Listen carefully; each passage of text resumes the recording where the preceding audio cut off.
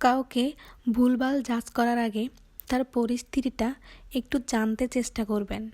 কারো মুখের হাসি দেখে অনায়াসেই ভেবে বসবেন না মানুষটা দিব্যি সময় পার করছে। কেউ যদি আপনাকে তার মন খারাপের কথা বলে, সাথে সাথেই তাকে উপদেশ দেওয়ার জন্য ব্যস্ত হয়ে পড়বেন না। একটু সময় নিয়ে মনোযোগ দিয়ে তার কথাগুলো শুনুন। তার অনুভূতি কিংবা মানসিক অবস্থাটা একটু বুঝতে চেষ্টা করুন। কাঁধে একটু হাত রাখুন, পারলে জড়িয়ে ধরে একটু কাঁদতে দিন। বিশ্বাস করুন, আপনার উপদেশের চেয়ে এইটুকু সান্ত্বনা তাকে অনেক ভরসা দিবে, স্বস্তি দিবে, শান্তি দিবে। মানুষ সবার সাথে থেকেও একা হয়ে যায়। যখন কেউ তাকে বুঝতে পারে না, তার মিথ্যে হাসির কারণ খুঁজতে চেষ্টা করে না, বন্ধু মহল দাপিয়ে বেড়ানো কিংবা আড্ডায় সবার মধ্যমণি হয়ে থাকা মানুষটাও হয়তো একা একা ঘরে ফিরে। সে গল্প আপনি জানেন না।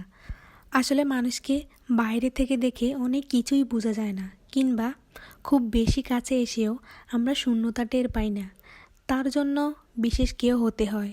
বিয়ের বাইরে গিয়ে মানুষটাকে জানতে হয়, আলাদাভাবে খুঁজতে হয়।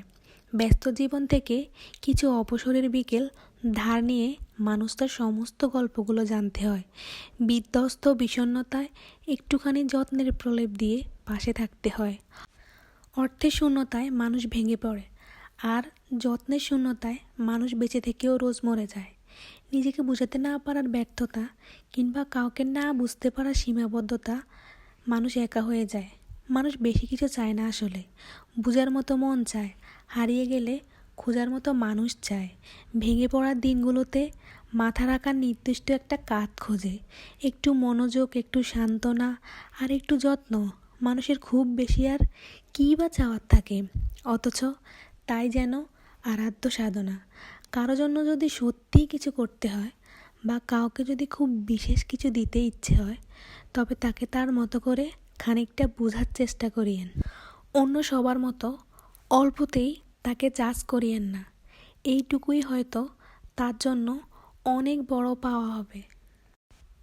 ভরসা দেওয়ার মতো বিশ্বস্ত দুইটা হাত থাকলে মানুষ জীবনে অনেক খারাপ পরিস্থিতি থেকেও বেরিয়ে আসতে পারে। আসলে আমাদের প্রত্যেকের জীবনে ভরসা দেওয়ার মতো একটা মানুষ খুব প্রয়োজন। তাই আমাদের সবার উচিত কি জানেন, যে কোনো মানুষের খারাপ পরিস্থিতিতে তার দোষগুলো তার সামনে তুলে না ধরে তার পাশে থেকে তাকে একটু ভরসা দেওয়া, তার দিকে বিশ্বাসের দুইটা হাত বাড়িয়ে দেওয়া।